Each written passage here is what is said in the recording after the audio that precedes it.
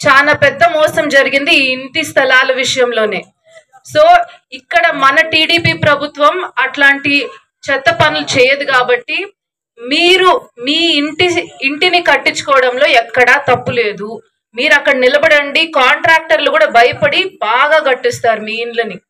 ఎందుకంటే ప్రభుత్వము 1,80,000 ఇచ్చే ఇది ప్రామిస్ చేసిన ప్రభుత్వం ఇప్పుడు 2,50,000 ఇస్తుంది మీ ఇల్లు కట్టడానికి. అది స్థలం కూడా ఒక పెద్ద స్థలము, 3 అంకణాలు స్థలం ఇస్తుంది. సో ఇప్పుడు ప్రభుత్వం అంత మంచి చేసినప్పుడు మన ఇండ్లు మనం కట్టుకోవడంలో ప్రాబ్లమే లేదు. దగ్గరుండి కట్టించుకోండి. ఎవరు మిమ్మల్ని మట్టి ఎత్తండి, ఇది చేయండి, అది చేయండి అని చెప్పడం లేదు. ఇక్కడ మన మీకు ఆప్షన్స్ ఉన్నాయి. మీరు కట్టుకుంటే మీ సొంతంగా మీరు కట్టుకోండి.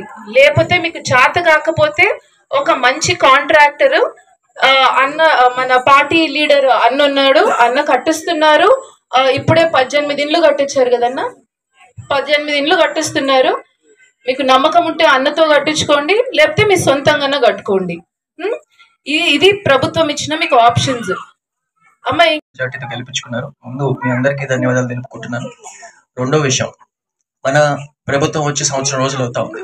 ఈ ఏడాదిలో మనకు రావాల్సిన అభివృద్ధి కార్యక్రమాలు, సంక్షేమ కార్యక్రమాలు అందరికీ చేరుతున్నాయా లేదా, ప్రతి గడపకి వస్తున్నాయా లేదా అనే ఉద్దేశంతో నేను, శృతి ప్రతి ఊరికి తిరుగుతా ఉన్నాము, ప్రతి గడప తొక్కుతున్నాం. ముఖ్యంగా ఈ 10 రోజులుగా మాకు అర్థమైంది ఏంటంటే, పథకాలు వస్తున్నాయి కానీ కొంతమంది మిస్ అవుతా ఉన్నారు. వాళ్ళకి పూర్తి స్థాయిలో వాటి గురించి అవగాహన లేదు. కాబట్టి కొంతమందికి తల్లికి వందనం కూడా నేను దారిలో అడుగుతా ఉంటే కొంతమంది మాకు తెలియదు అంటున్నారు, వచ్చిందో లేదో కూడా తెలియదు అంటా ఉన్నారు. సో అవి ఎలా అప్లై చేయాలా, అకౌంట్లో పడ్డాయా లేదా, 2 పిల్లలు ఉంటే ఒకరికి పడి ఒకరికి పడకపోతే ఏ విధంగా మళ్ళీ గ్రీవెన్సెస్ లో మళ్ళీ అవి ఎక్కించుకోవాలా, అటువంటి కొన్ని జాగ్రత్తలు చెప్పడానికి వచ్చాము. ఎవరికి ఏ ఇబ్బందులు ఉన్నా ముందుకు రావచ్చు. మేము ఇక్కడే ఉండి అన్ని నోట్ చేసుకునే వెళ్తాం. ముఖ్యంగా మన దగ్గర కూడా కాదు, ప్రతి ఊర్లో ఉండే ప్రాబ్లం ఏంటి అంటే, మేము ఒక ఇంట్లోనే 3-4 కాపురాలు ఉంటున్నాం, పిల్లలకి పెళ్ళిళ్ళు అయి ఉన్నాయి, వాళ్ళు కూడా మా దగ్గరే ఉంటున్నారు, మాకు ఇళ్ల స్థలాలు కావాలంటా ఉన్నారు. అవన్నీ నోట్ చేసుకున్నాం.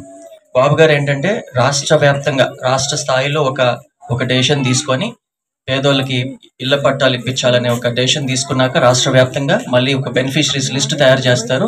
మనందరూ దాంట్లో ఎన్రోల్ చేసుకొని ఇళ్ల పట్టాలు ఇప్పించుకునే ప్రయత్నం చేస్తాం.